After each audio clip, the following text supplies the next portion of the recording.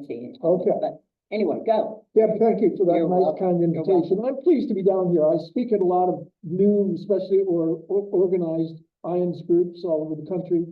But I've now had 85 birthdays, and so I'm doing it less and less. But I wanted to come down, again, Dr. Vina is a colleague of mine who lives nearby. Tom Leach is a colleague of mine from Virginia Beach, and Deb's twisted my arm. But I'm very, very pleased to be here. I love doing this. I love meeting and talking with you all. First slide, please. A little bit of it, like lawyers do, a disclaimer, but I'm going to do a slightly different, and to all the people online, welcome. A different disclaimer. So certainly near-death experiences give us gifts, give us abilities, but I'm no better or no worse than anyone here. I'm different. We're all blessed. We're all children of God, in my parlance. And so, while it might sound like I've been blessed a lot, certainly all of you have been blessed a lot. And part of this thing is to be open to it. I'll talk to that a little bit. I was just very open to it. So it was easy to be blessed when you're very open to being blessed. Okay. We're all in this together. Next slide, please. That's the disclaimer. Next slide, please. Okay, if you can read this as well as I did. The lucid experience, near death, and we'll get into that in more detail. Next slide, please. And this is a different person who talks about it, and Bruce Grayson, who's, by the way, the authority. If you're looking for a published book on near-death experiences, Bruce Grayson has about 4 or 5, and his most recent 1 or 2 are just outstanding textbooks on near-death experiences, although he has never had one. And I'll get into that a little bit. It's interesting how some of the scholars that have done some of the best work on near-death experiences have never had one. Next, please. So here's Ken retired now from the University of Connecticut. He lives out in the Bay Area of California, still alive. He was part of that first group that I was on the fringe of that put IANDS together in the early 80s. And this is his. Gives a few more details of it, which I'll go into also in more detail. Next slide, please. This is Sanskrit. No, this is early. Every early civilization, and part of this whole thing of near-death experiences, it just goes hand in hand with reincarnation. I'm sorry if I step on toes, but it's true. Every single civilization, including Christianity, had started with reincarnation. So next slide, please. So you go through, and this is the Sanskrit. So the first oral traditions, but the first written traditions are in the Vedas, Hindu, but written in Sanskrit. Beautiful, beautiful Vedas. They're poems and hymns, but every one of them, not every one of them, but throughout the theme, throughout all of them, is this cycle of a beautiful cycle of life and death. And one of them, Martanda, leaves, takes her 7 children to meet the gods, and one dies along the way, and the 6 go on, and then the 7th catches up again. And this cycle of death just goes on and on so the first written words, 1500 years before Christ, talks very, very openly about near-death experiences. Next slide, please.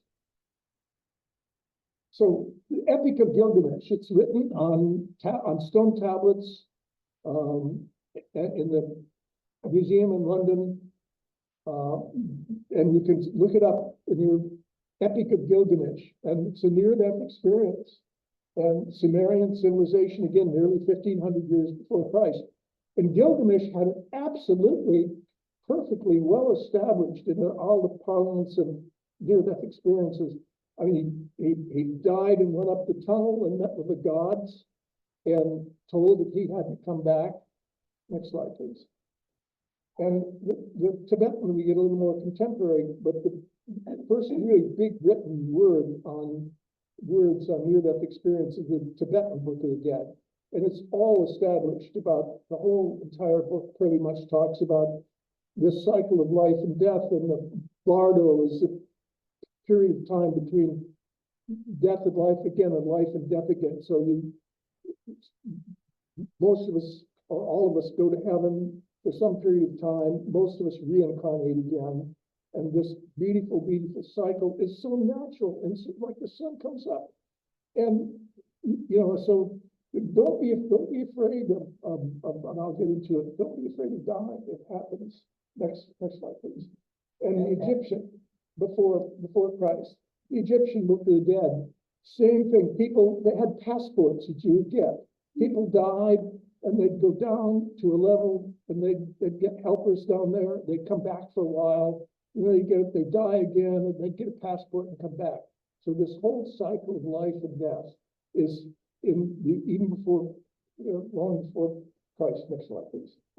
And then we get into 300 years before Christ. And this is in every library, probably including this one. This is a well-known author and book. And he talks about, he has many different near-death experiences, but this one, he talks about the in the Republic. And was a soldier who was mortally injured or badly injured. He lay on the battlefield for 5 days or so. And then they were picking up the bodies and throwing them on a funeral pyre. And crawled off. And it was too hot.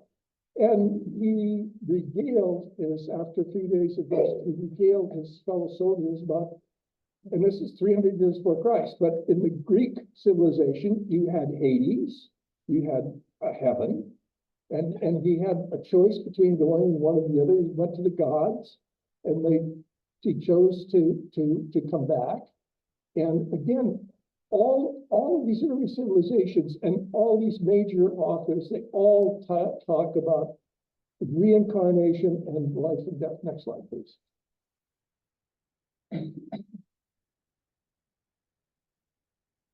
There we go. And then we get into early Christianity, and both St. Augustine and Origen in the early Christian church, both of them talk about reincarnation. You could go into the Gnostic gospel, you go into some of the other early gospels, and you talk about reincarnation. And so early Christianity, so the time that Christ lived and all of that, reincarnation was pretty much believed by everybody. And then it was written out at the Council of Constantinople in 553. And I won't go into it, but that particular council lasted for 2 years, and they changed parts of the Bible. I'm sorry, but it's true. I'm Jesuit trained, I went to Georgetown, so they talked to Jesuit priests and the researchers. We'll agree on that. Okay, next slide, please. So then this whole MDE thing came out of fear, and the fear of death was instituted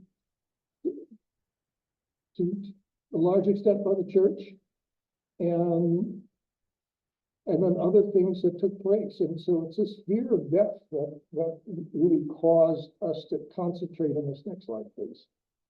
So this is a number of sort of pictures that are put together, but in the back is the Leaning Tower of Pisa.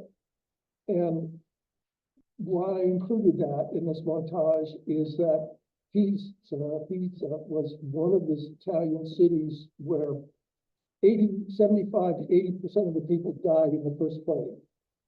And so many people died, they no longer could bury the dead. And dead people lay in the streets.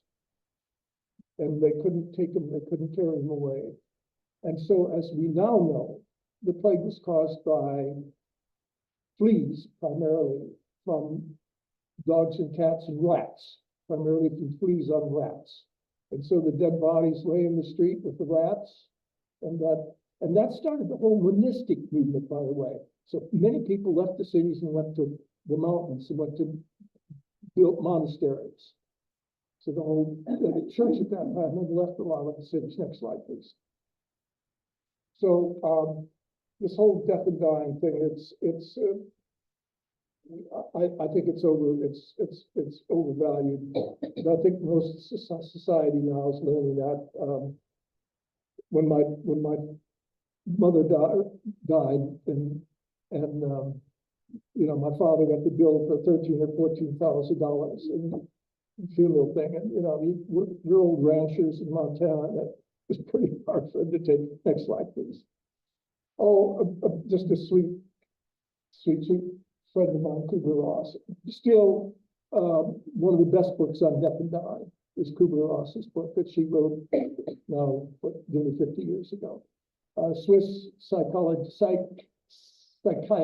MD, came to America and then bought a farm down in Southwest Virginia. So she used Charlottesville as this University of Virginia as a place for her academic sort of center studies. And when she'd come out with a new book or study, she would go to Charlottesville. So next slide, please.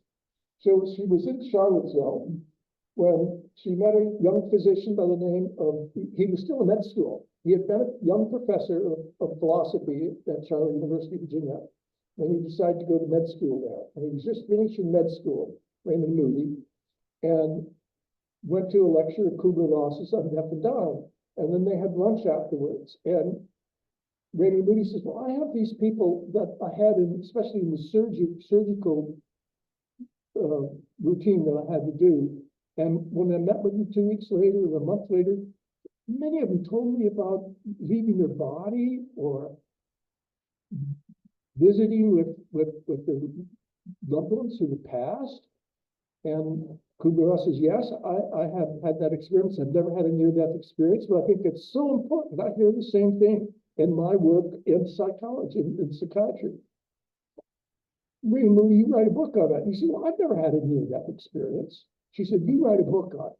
So he was still just finishing his medical school, and he wrote this book in '75, which is the first, and he coined the term near-death experience. Was not used, those words were not used before '75. And I won't get into the details, but next slide, I'll get into the details in a minute. Okay, my near-death, 1945, summer. The Allies had gone in June, and so my mother thought the Germans were no longer going to come to Montana. So we took a vacation, the first time in years. We're ranchers and farmers in Montana, and we had I thought of her as an aunt. She really was a cousin. A story in a book all in itself. She was a nurse who went to the University of Missouri in the 30s, the Depression years, got her MD degree, and a class of about 60, there were 2 women, 58 men, and there were like 20-some residencies open. And the rest of them had no place to finish their medical career. She went back to Montana as a nurse and realized there was no palliative care in Montana. And so she wrote to the state and said, I will get hospitals, and I will take every palliative care from childbirth to the old age, and I will take care of all of them. At the time, this is late 30s, $14 a day. I'll hospital, feed them, take care of them.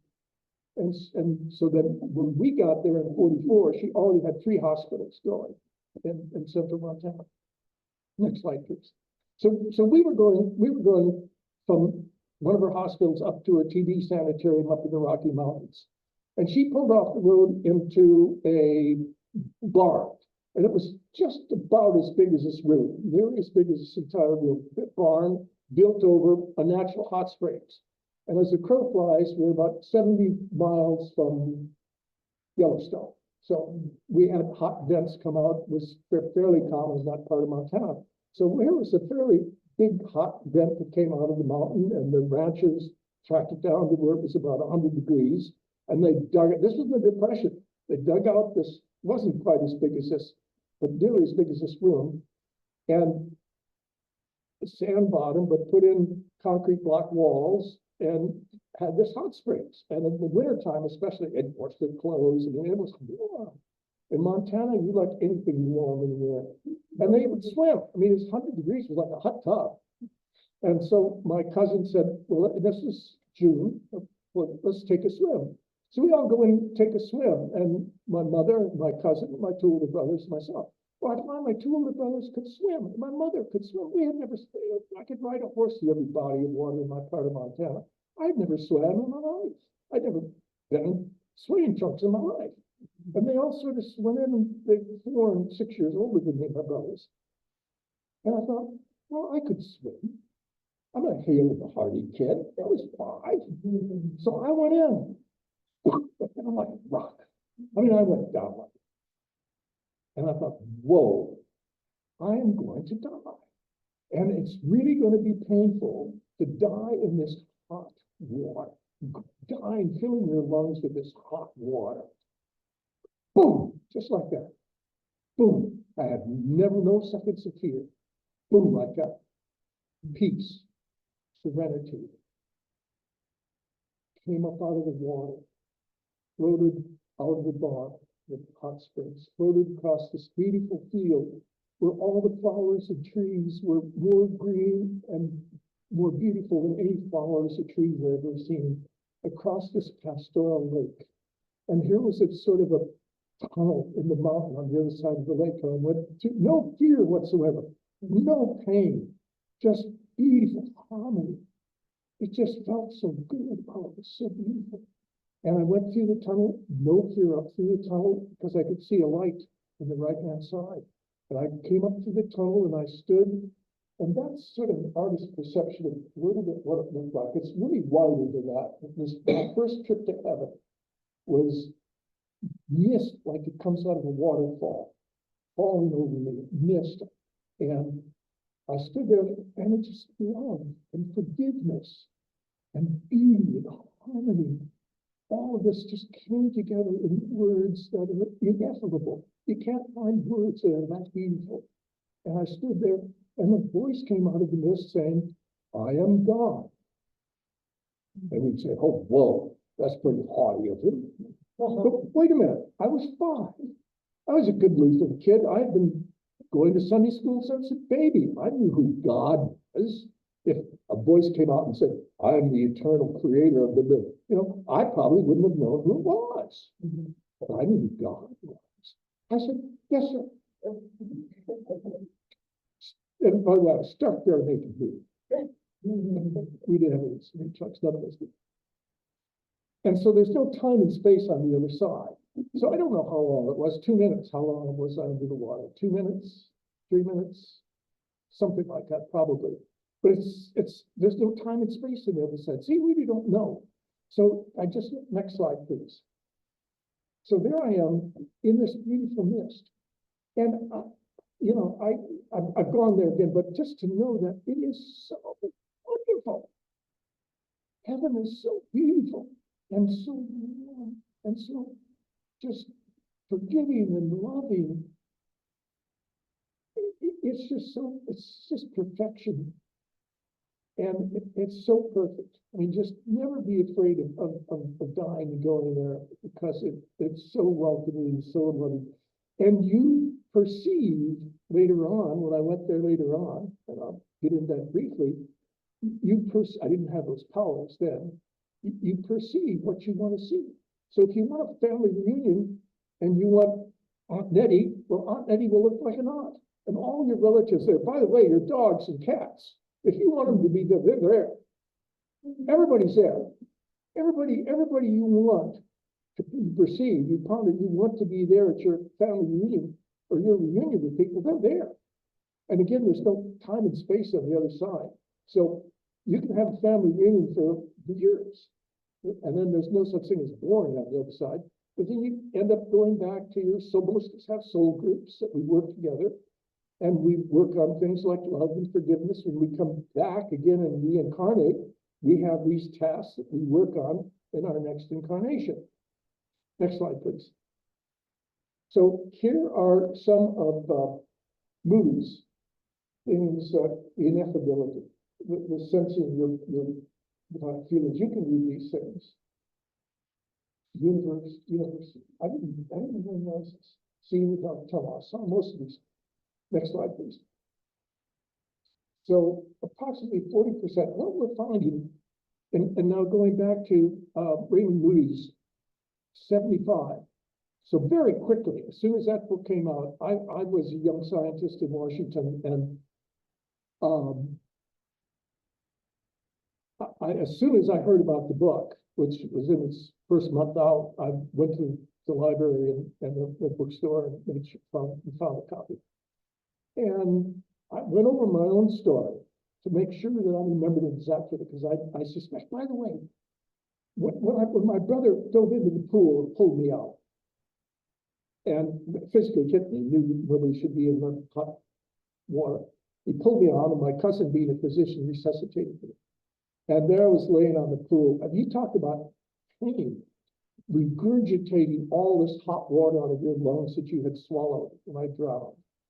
And I'm going from heaven and all that perfection and beauty and love and all of that. Good. You know, I mean, that's a change. I wonder why so many people, say, I don't want to come back.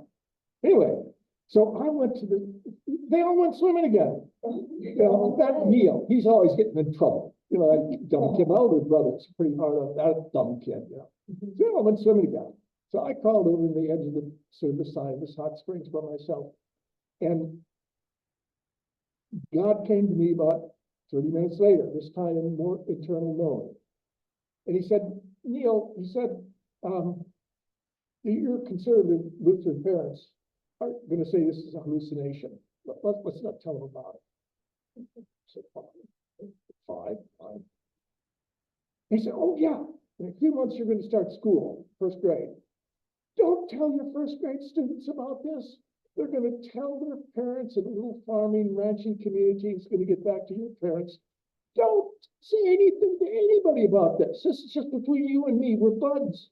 I thought, fine. Anybody who's buds with God has to be all right, But at that point, I knew it was different.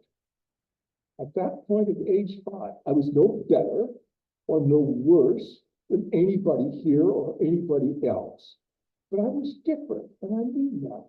And I knew that. And I had to act differently. And I had to do things different. I couldn't be a bully. I couldn't do these things. And about 12, I was trying to write a song. And the first time I asked God for help, I said, all of us in my family were musicians. We were a bunch of German farmers and ranchers, but boy, we had the playing instruments that played it down. And I was trying to write a song, and I walked out in the pasture, and I said, God, help me write this song. Boom, boom, boom. 20 minutes. I had melody, harmony, words. And even my brothers liked the song. That dumb kid even knows how to write a song, And so that was the first time I was really open at about age 12. And then shortly after that, God says, do you want to be psychic? I said, well, I don't know what it means, but I'm open to you. Boom, I was psychic. Now, you can't be psychic in a way and Dr. Flora said that today, you don't invade people's privacy. But psychic and telepathic abilities and kinesthetic, I can move things around a little bit. And these gifts, they're gifts that I received. And we all, I think, are open to them. You just have to be open to them. And if God says, ask for them and be open to them. And I think we'll all have that potential.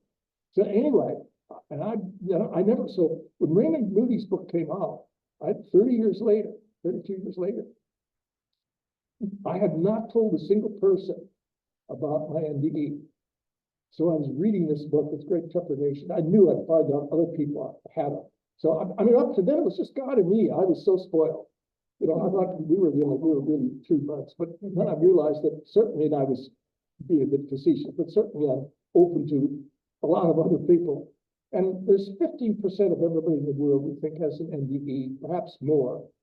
But at least 15%. So if you say, okay, there's 8 billion people, that's a billion something. So, and in the United States, 330 million people, what's 15% of that? 100 million. I was in that math class. I was in math class where 68% of them passed, and I was in the 31% that failed.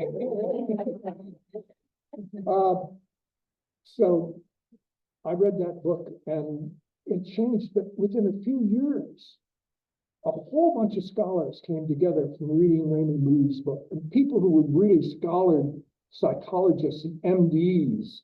They had all heard about, and psychologists and psychiatrists, they'd all heard about this in the medical practices. And all at once they formed by 80, we had IANDS. We had IANDS, this Institute of IANDS. And very quickly we had a very, very academic journal. It was well received by all of academia, with meetings and annual meetings in all kinds of centers like this grew up all over the center and the world. It just caught on so quickly because it's so real. All this 15% had nobody to talk to and nobody to share their experience like me with. Or I didn't have any other people. So all of this thing happened very, very quickly. Next slide, please. So out of the body meeting, the bright light, very common. Panoramic, I had to go back at a different time to get a life review. And you can read all this. Next slide, please. And so we do this research, and now I've read about 1,200 NDEs. I did both a master's thesis and a doctoral dissertation on NDEs. So I've researched years and years and years on NDEs. I've read about 1,200. What we find is that there's these same patterns. 48% see a light. 70% see a tunnel. It's not a Dr. Flores writing down. It's not exactly those numbers, but I'm close. But these patterns happen again and again and again. And what we find are that those 15% of us have these patterns, same patterns and same experiences again and again and again, in what the military calls pattern recognition. It becomes a science. And we're trying, there's a bunch of us academics that have been trying, and there's continue to try, to get the experiential part of our lives to be more scientific, to be more recognized by the scientific community that says, well, you have to be able to build it and bust it, then rebuild it. Well, any experience, going back to my first slide, that we're all different, we're all unique people. So all of our experiences have to be different.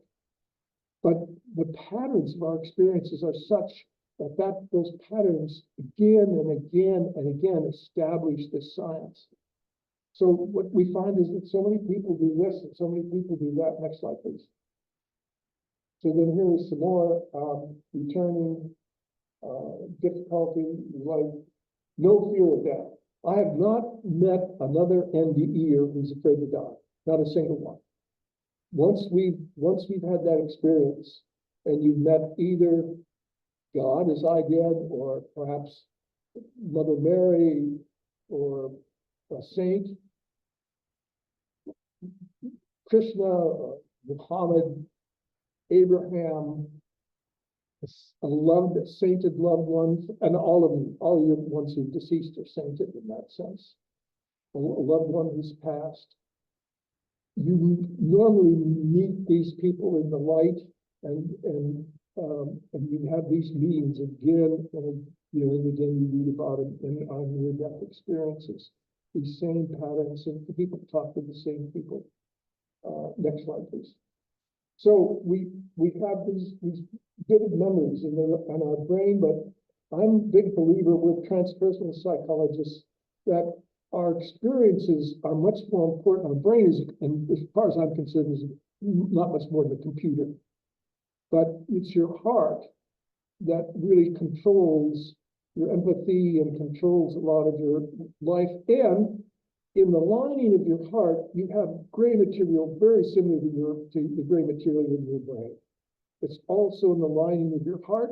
It's also in the lining of your gut. So gray material in the lining of your gut. When you step up to a steep cliff and you look over, it's not your head or your brain saying, "Oh, you better not take that next step." And that feeling in your stomach about, whoa, you're on the edge of falling, that's your gut talking to you.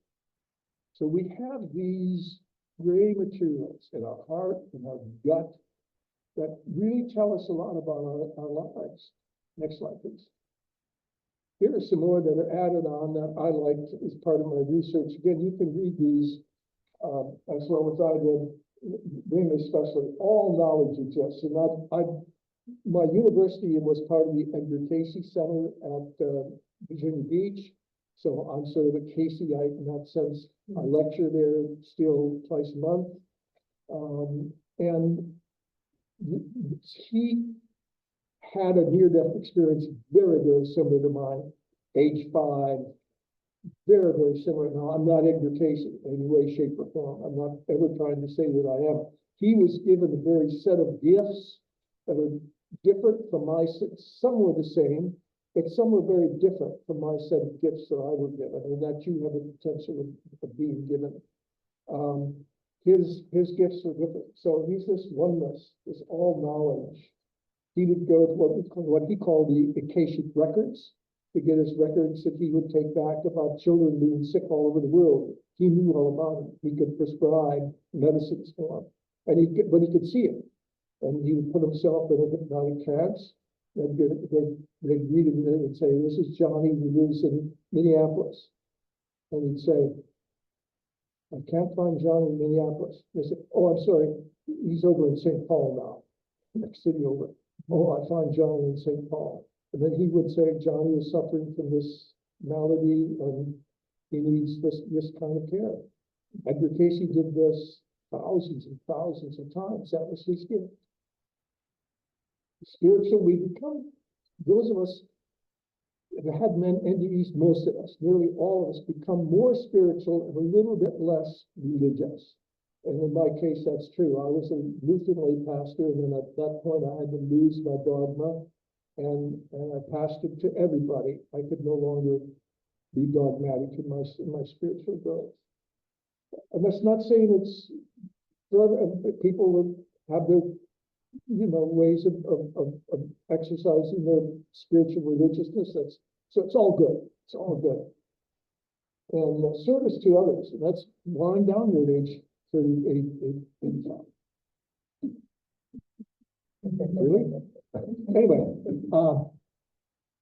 we want to serve. We want to talk to people. We want to share our information. Next slide, please. And again, here's another example of just an understanding of all knowledge that we have.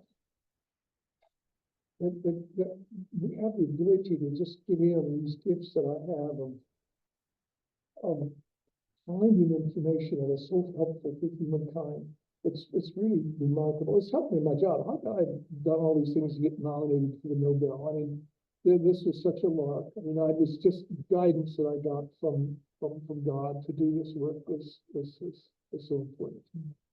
All knowledge exists. We're all one. That's the side. And the heart, the inner knowing.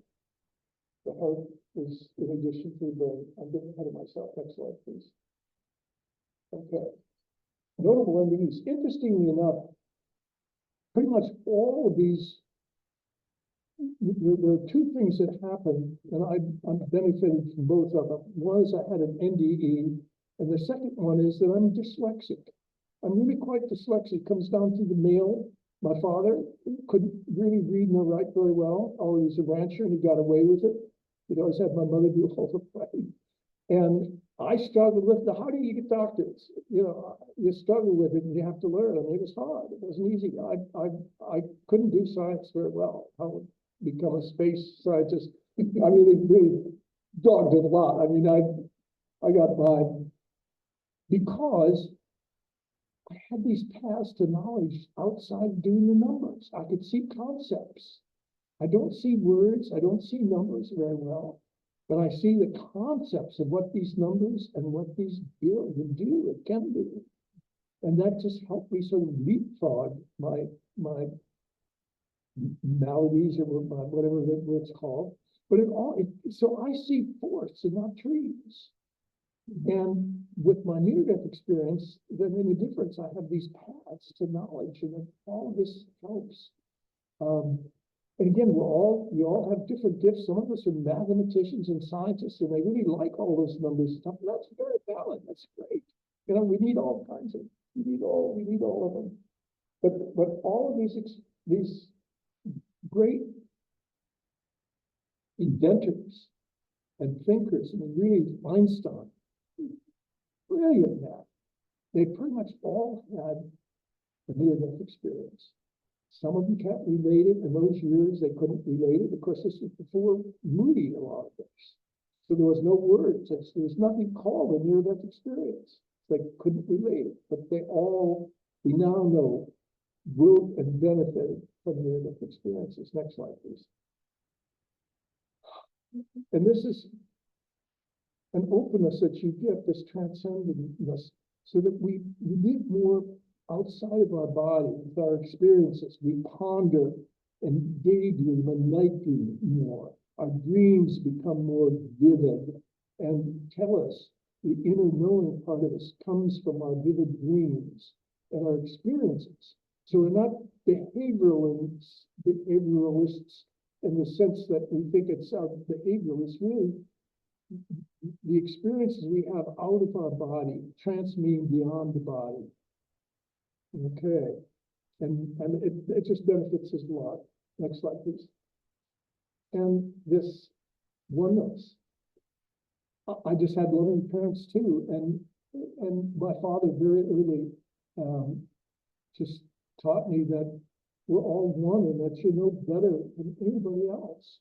You're just no better. And then later on, you know, I learned that I'm you, and you're me, we're one. And when you really do that first Sanskrit word, so to speak, that you all could be together in a service and a harmony of love, and sometimes people you get involved with, beautiful people do that.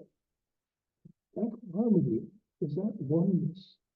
When you really become part of that universal oneness. And I become you become me. So that first Sanskrit word up there was namaste, namaste. That the Hindus use so much. But my heart opens to your heart and takes your heart into me. I accept you into me. And the beautiness and the badness of whoever you are in your heart, I take it into my heart. I accept you. So that's the beauty of the oneness. Next slide, please. And now a little bit humor. So that's it. Thank you. On the slides. Okay. So now it's a good time. Yeah. So, and I bet you have some good questions from the bright, intelligent, open-minded people here. Mary, go ahead. okay. Can you perhaps, I'm a little bit deaf, quite a bit deaf. Wouldn't you say that most of the problems in the world are people not seeing that we're all one? You know, poverty, every problem we have, wars, everything, that people not seeing what we're talking about. Would you agree? Can you transcribe for me? Maybe Bev can transcribe that a little bit. I'll use my big teacher voice. She's asking, wouldn't you agree that our problems are with wars or what, that we're not thinking of ourselves as one, Exactly. all of us as Of one. course. Yeah.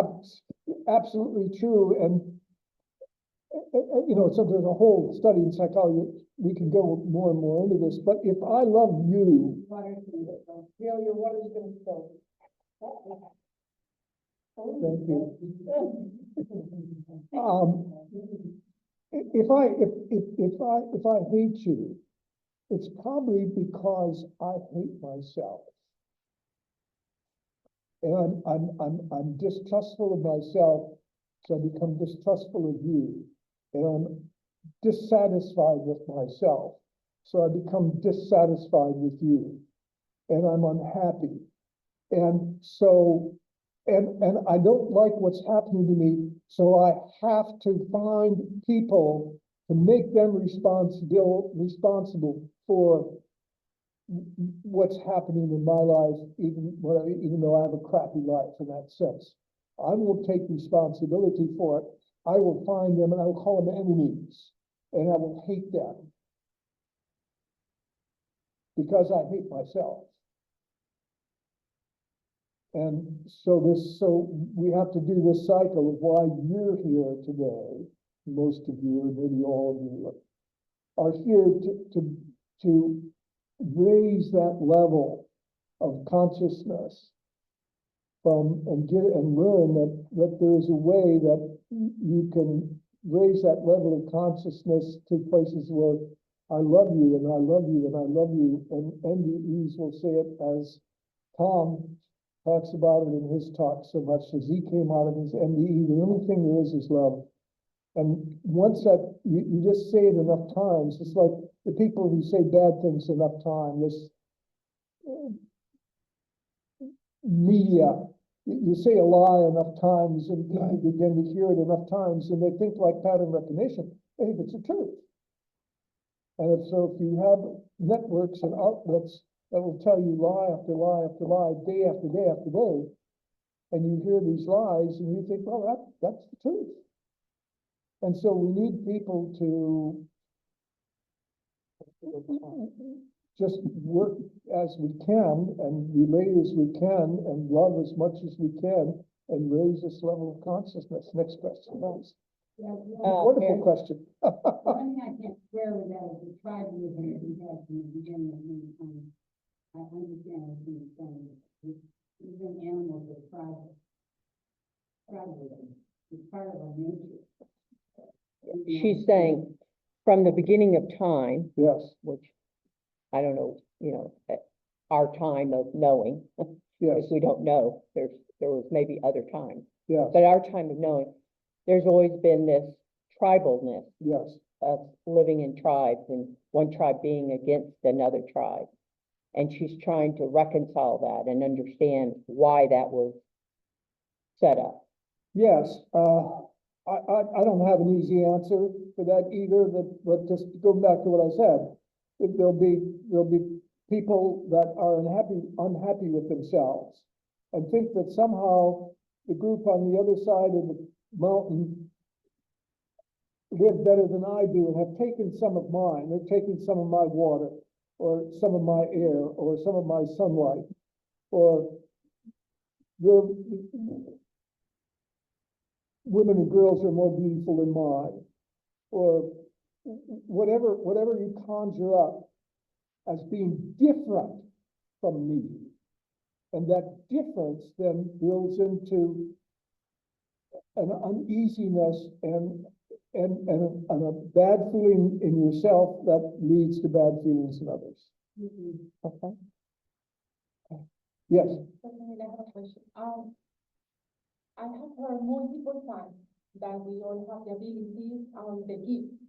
How can we really open to those gifts or accept it, but really start doing it? Because in my experience, like spirituality takes long time and to develop those abilities or those gifts.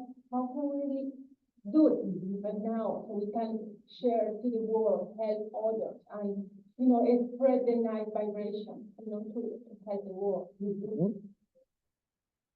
Okay, basically she's asking, how can she, you said we all have gifts, yes, and so how can we build those gifts? Sure. How can we use them if she wants to help others? yes, How can she get those gifts developed? sure. Wonderful question. You don't have to have a near-death experience. And again, I should have said that in my disclaimer. I think I was hopefully, you don't have to have a spiritual experience. Many of us do. They'll have all, in addition to, or instead of a near-death, they'll have a very spiritual experience.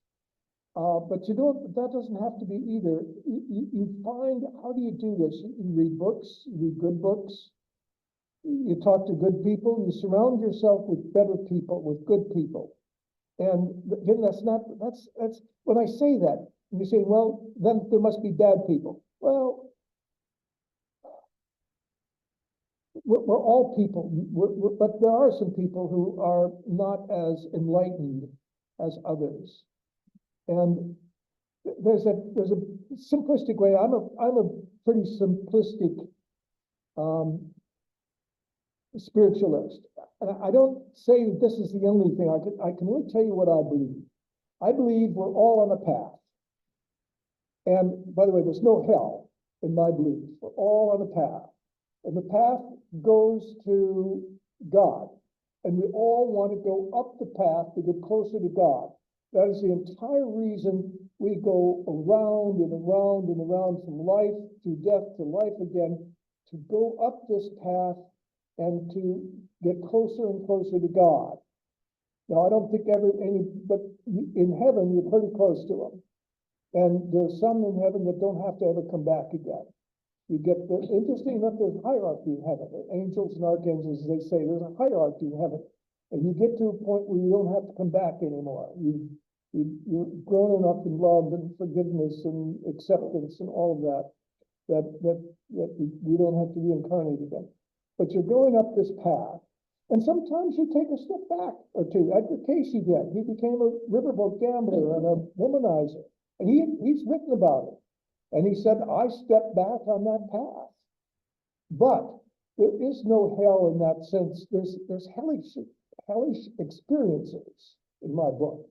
There's no real hell. And near-death experience is about 5%, 10% of that people will have as part of their near-death experience, a hellish experience.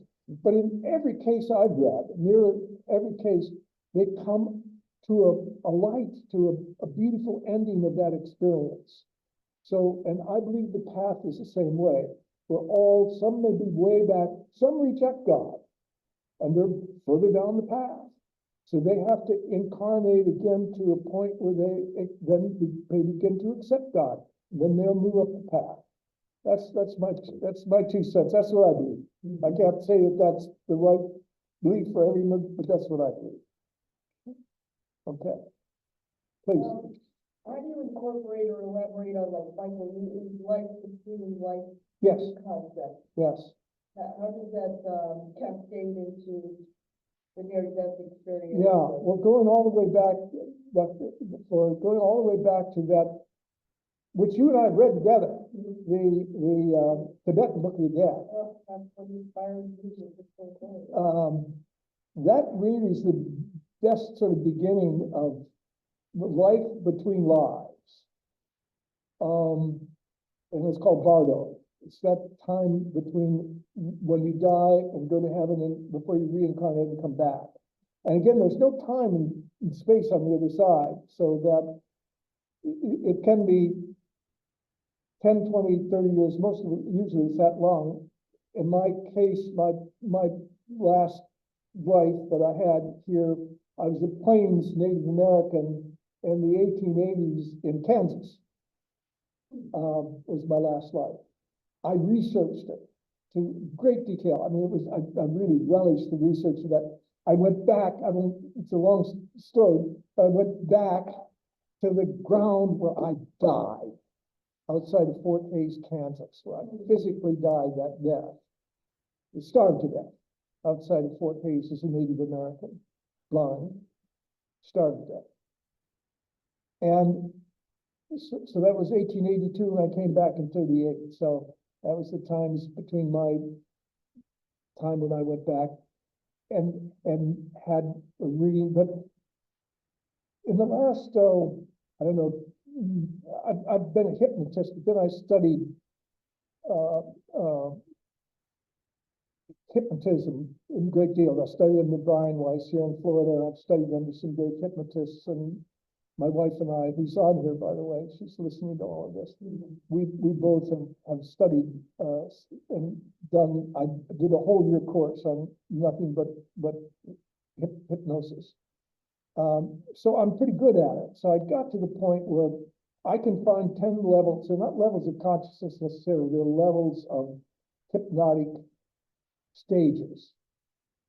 When I get down to about stage 8, and I've pierced the veil at age 5, when I had that first near-death experience, I pierced the veil to heaven for the first time. And once you pierce that veil, it becomes much easier to do. So now I go down to about level 8, and I can go to heaven again. So I did in the past, more recently. It's tiring, and I'm getting old, so I don't do it as much. But 10 years ago, 15 years ago, you started meditation, and then you do meditation to help self-hypnosis. You get down where you can do these kinds of travels through consciousness. It travels in this stage. And it's beautiful. Heaven is so beautiful. And you have your soul group that you work with, and you ponder all your families and everyone who's been deceased, and everybody's there. Everybody is there. And every family member, you say, is everybody of every family? Every member of every family is there. There's nobody, no Uncle John who was a drunken, person who rejected God. He's there. He's there. It took him a little bit longer. And he's on his way back. But they're all there. Even us that are here, have a part of us, an aspect of something too, or no? With the people that are still alive on Earth also have an aspect of themselves up there? Yes. Oh, absolutely. Yeah. When Aunt Nettie went to the family reunion, everybody looked so beautiful. We're all 18, 19, with straight teeth and beautiful hair, and we don't need glasses or hearing aids. We're all perfectly beautiful, most beautiful we've ever been. And that's the way we ponder ourselves. So when we had the family reunion, we're 19 and we're all beautiful. But you have an Aunt Nettie, so she got to look like an aunt. So she has to look, that's the way I conjure her in my mind. When Aunt Nettie has her family reunion, she's 19. And she has her family where she ponders it. And I went then in front of my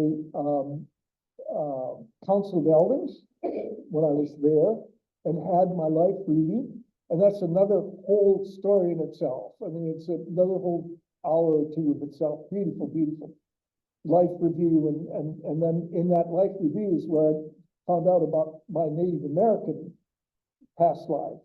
And then put the two of them together in a beer, and I could talk for for a long time. And it's such a beautiful. Go ahead, please. Any kind of meditation, like you were mentioning that you start with a meditation. What? Yes. Well, and if you don't meditate, I encourage you to do so. It's such a simple thing to do, and there are different, very, very simple ways of doing it. You really just start with controlling your breath. And the way I do it, I don't want to take a long time, but I live in the ocean. We live near the ocean or just the water. So you go to the edge of the ocean where the surf will come in just over your feet and ankles. And then it goes up a little bit and then it goes out. And you start adjusting your breathing to when the water comes over your feet and ankles. There's no fear of drowning. You're not in that deep. Water doesn't get above your ankles. Then it goes back out. And what you're really doing is you're just slowing your breathing and you're concentrating on that. Slowing your breathing and just letting the water come up over your ankles and feet and go back out. And you slow your breathing and you slow your body down. And that's the beginning of that's how I begin my meditations. And then you just go down, and you can think of going down. Think of walking down a spiral staircase. Think of going down really many floors of stairs. Take yourself down. Take yourself when you're meditating. Ask yourself to go deeper and deeper and deeper and deeper. And I think there's several tools on YouTube There are a and lot of ways different to places. meditate. And There's some really also, good books out there. Serena Sure. is going to be talking in March, and she's got some techniques for meditation, and I think she's going to present that to us. So Yeah, there are a many good- lot of, Many good speakers and many good books on it. right. So, I think it's just a matter of your intention now is to learn and to move forward, and you can learn. So you just move forward with that. Okay, Mary? You No? know, because of his experience, I listened to his speeches on YouTube. She said she's listened to you on YouTube. Okay, I'm wondering where he puts VCs or other people in the galaxies into all this, because why, Okay, Mary's asking, because of his experience. because of your experience and your science background, where do you put extraterrestrial beings in? I can talk for 2 hours on UFOs, but for 5 hours. Just very briefly, I was on, and this was just on the edge of classification, but I was on a committee back in the 90s. And because of the Freedom of Information Act, it couldn't be a government meeting. So we met under the aegis of a science association, the Institute of Electrical Engineers, IEEE, very, very professional and solid scientific organization. And there were I was on that committee for 14 years.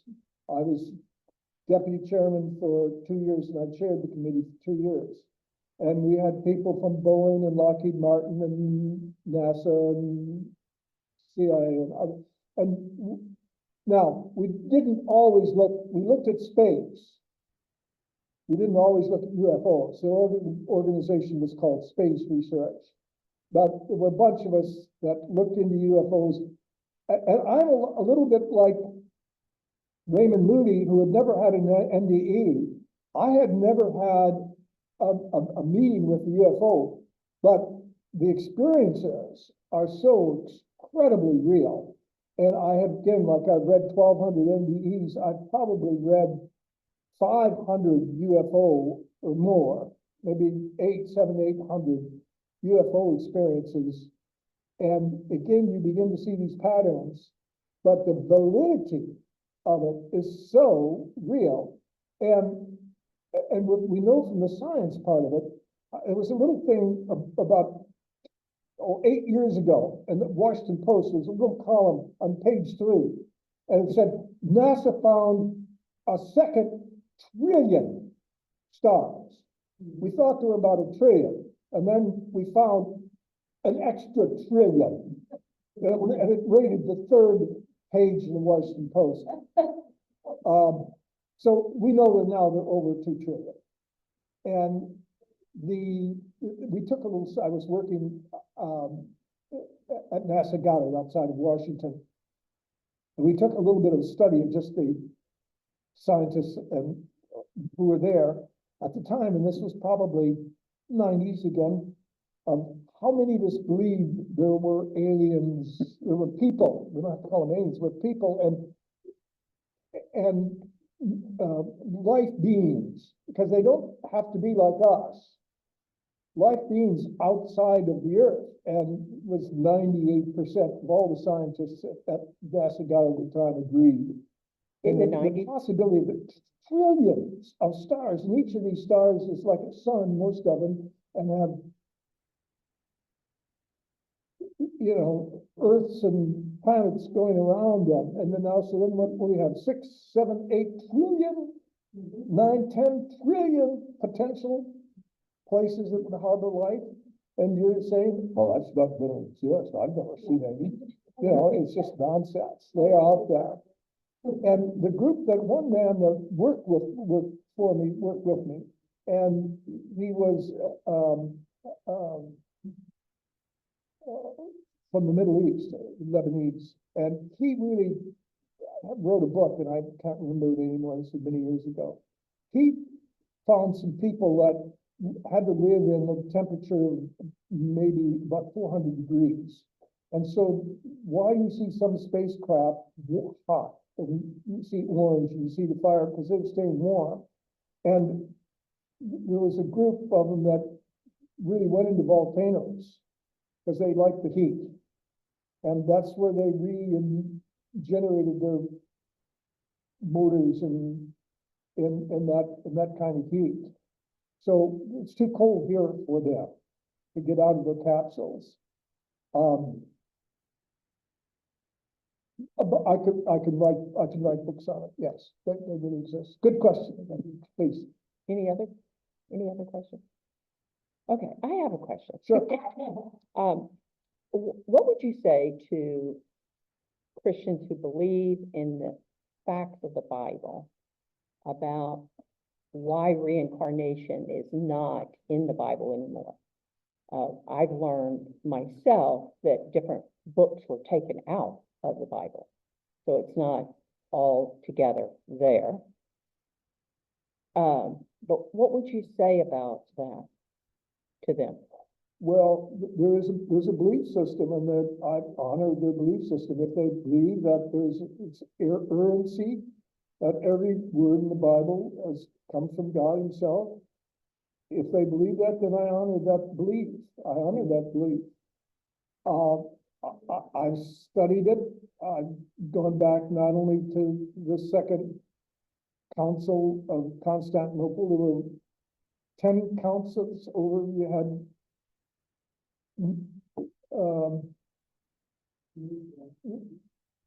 begins with N. Yeah, and you had all these councils, and some were changed the Bible more than others. But their belief is that even after they've changed, every word in it is still the word of God. And so I honor that. The Second Council here at Constantinople, and I've read a number of books on it.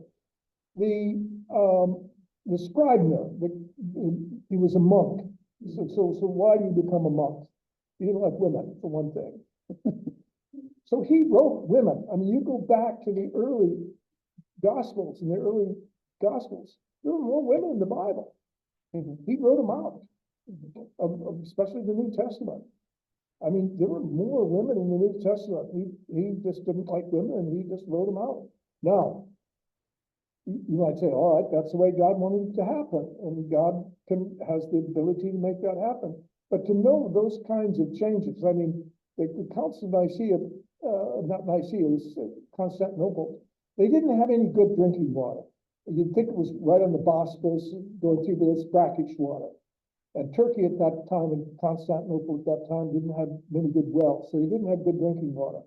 So they would bring in these, I've seen pictures of it, casks the size of cranes on a trailer. I mean, would hold 300, 400, 500 gallons of wine on these, were pulled by 12 horses or something. These big, they'd bring them in every day. And if people brushed their teeth in wine and drank, they were poop-faced most of those 2 years. They really were. And this Scribner, I mean, at times, yeah, he was pretty happy. So, but you can say, okay, you can say that's the way God intended it. But that happened, and I can go to my Jesuits. I go to the church people, and we sit down and we look at the readings, and I say, is this true? They say, well, of course it's true. But God may have intended it to be that way, so it is. Okay. All right. So when we think of God and Jesus and coming into Mary, and we say that there's the Holy Spirit, so they're all three as one. Absolutely. So is that an energy, a part of it? Is God one big energy, and He can put Himself in the Savior, Sure. as well as leaving that energy here as the Holy Spirit that's in all of us? Sure. Okay. Absolutely. That now makes sense to me. I never quite got how, God. There's the Father, but there's still a hierarchy. I'm a bit of it, and again, when I had to give up some of my Lutheran dogma, although we're Trinitarians in the Lutheran Church still, there's a Father and the Son and the Holy Spirit. There's the oneness again, the oneness. They're all one. And so that oneness of God. So I talk to God all the time since my NDE at age 5. Other people talk to Jesus and Mother Mary, or you'd say that's all good. They're all good. They all will help us along the way. And as Dr. Flora was talking to me earlier today about spirit guides, when you get to the other side, you're given tasks to do, and one of them is to come back and help people as spirit guides. We all have them. We all have one or two spirit guides. Maybe some have more. Most of us have one or two, and they're around. By the way, they're around to help us. If you get into a bad situation, call on your spirit guide. Boy, this NDE community just full of spirit guides. And as I was telling Dr. Flora, I don't go along with her religion so much as Sylvia Brown, she's passed now in California. But she's written a whole book on one of her spirit guides. She has the best sort of definition of how she used her spirit guides in a good way. Sylvia Brown. And I think there's an E on the end. BRWNE in California. Again, look her up on the internet. She's passed now, but she wrote a whole book. She had she had a guide who was a French young lady, and she wrote a whole book about it. So, but we all have spirit guides. I have two, and I don't use them so much because I talk to God pretty much. I deal with number one. I mean, for me, there's God. Certainly, Jesus did exist, and all of the words of, I love the Garden of Gethsemane and all the red words of Jesus in the New Testament. I love it. I think it's all good. So you have one other question then about reincarnation. Okay. So, because we're all a spirit, and you say that when you die, you can see your soul family, but that someone in that soul family may have reincarnated and come back to Earth. Is that because, again, we leave part of our energy in heaven, and then part of our energy comes through a new baby, a new body here? So we can be here, and we can also be in heaven, or in a realm with our soul have family. potential of it, but mostly when we're born, we're given that spark of godliness. And I believe that child, I've always looked to God as from the point of a child. And so I have that relationship with God. I'm a child. You're his child. That I'm sort of unknowing, if you might say.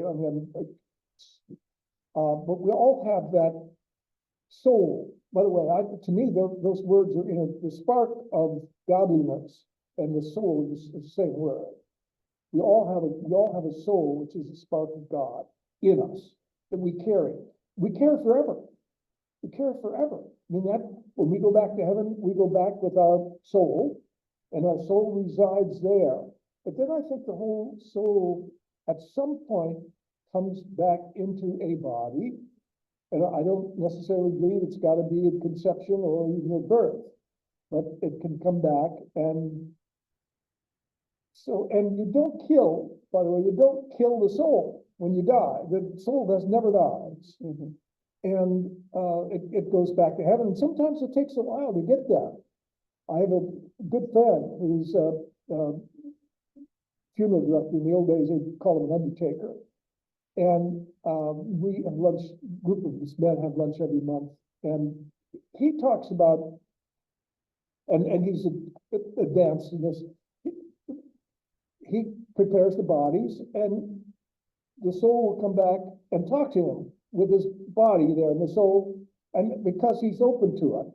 And they'll come back and talk, and he's preparing them, and they say, oh, I don't like that necktie, I want a different one. Or, and We have a choice. by the way, don't badmouth people at their funerals. Because more than often they're there. Because there's no time and space on the other side, it's not boom, you're in heaven. necessarily. A lot of, take time to go through this transfer from their soul being here on earth. And sometimes the soul feels it has some things that they need to do. They need to go back and visit people that are still here and visit with them and tell them that they're okay. That just because their body has died, that they're okay. You have a loved one my father, poor sweetie, he called me,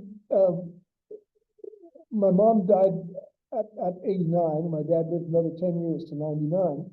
And a year after that, and my dad's an old rancher, he calls me, he said, Neil, he said, I think Mom came and sat on the edge of my bed this morning. What should I do? I'm sort of, what should I do?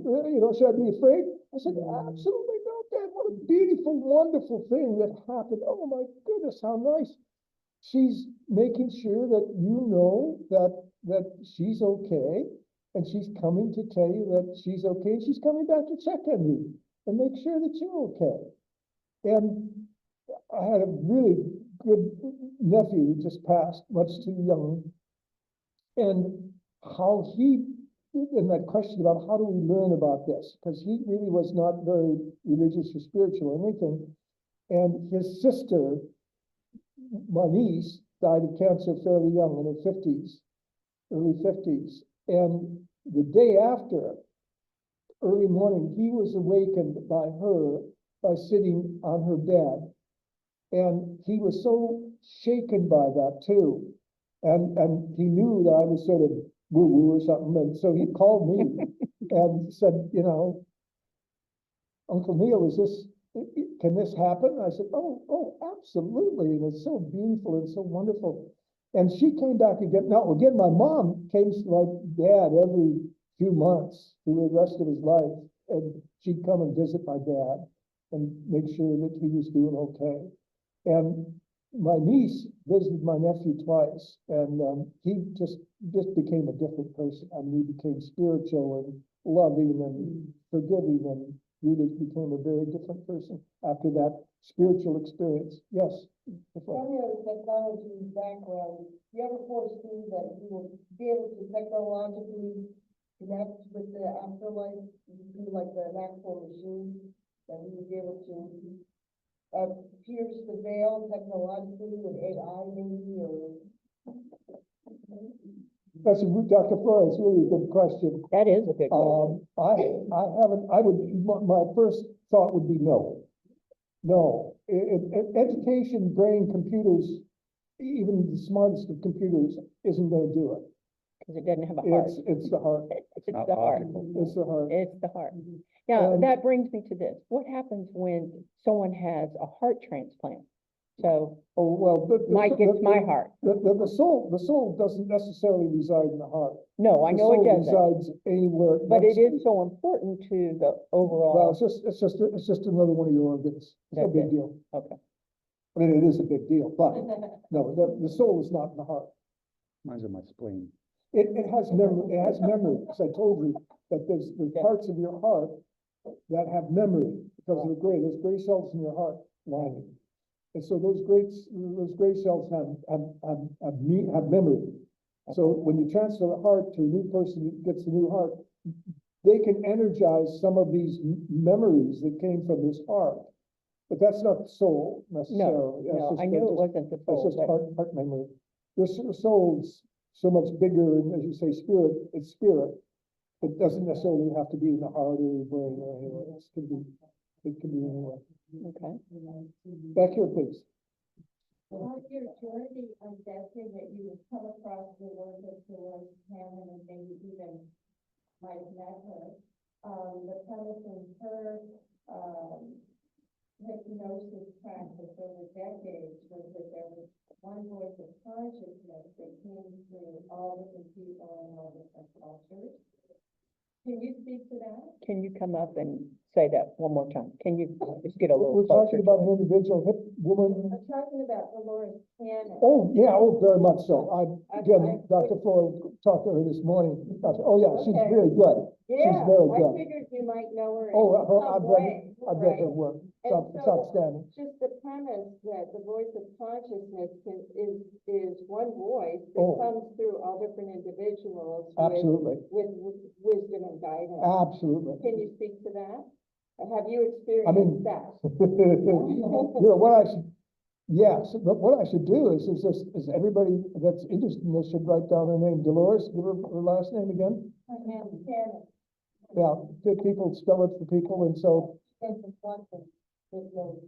yeah, she's really good. She's a good soul. On YouTube, yeah. Oh, a lot of this is on YouTube now. Oh, sure. Sure. Okay, so what were you were asking him to speak to it in what way? Well, Well, one of the first things you said is that we're all one. yes, And through Dolores's work, consciousness comes through any person anywhere in the world yes, as one voice yes. and wisdom. And I find that fascinating. I wonder if you have experience with that or if you can speak to that. Gee, that's a good question. And I have maybe one voice, one consciousness. I'm a believer in many different consciousnesses. There are different levels of consciousness. There's not one. I can go all Freud, in the different levels of consciousness. And I think we all, by the way, we dream and we ponder and we spend time in different levels of consciousness. All of us do. At least I hope we should.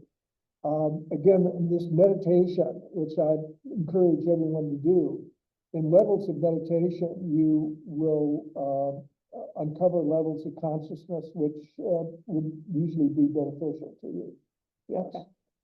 I saw some other hands going up, but is there another question? We have time for one more, I think. Anyone? Any? Okay, no question. Mine, you have a question? Anyone have a question? Go ahead, Okay. Laura. Go ahead. Go ahead. For some time, I have an issue knowing that there are so many people in the planet. However, once you understand that we are all one, I kind of like have to understand that we are all God, so I cannot say that there are too many. But in that terms, like, I understand oneness is all are one as humans, but also with nature, with animals, with plants. Yes. So in that aspect, I will understand that we all have a soul. Is the same type of soul that I have as my pet has, as the tree has? Is the same kind of part of? Yes. Absolutely. The same. Every blade of grass. At least that's my belief. And it's called Gaia. G-I-A-I, Gaia. You look that word up. Yes, I know. Where it's all one, and this oneness is in every blade of grass and every breath of air. Every step we take, we are one. And so yes, I'm a big believer, and so that's why and I'm not the best at it. Why we should cherish, every blade of grass. We don't. We should as and again getting into this thing of goodness and badness and all of this, but. We should be aware that the spirit of God exists in everything. Yes, absolutely. I think that's a good place to end, really. Thank you. And I thank you I can so agree with that. I know, I think if we could keep you here all night, right? Mhm. With all our You questions. have to bring beer. Beer, well, yeah, And I know. thank you online. Well, thank you so much for, being with us, especially, coming and visiting with us. Oh, I'm I pleased. think that means a lot to I'm everyone. pleased. We can always go to YouTube and all that, but it's so nice to see a person and touch them and hug them. And so anyway, we're so glad you came today. Thank you for showing up, and I hope you learned something and you can go away just feeling loved. All right.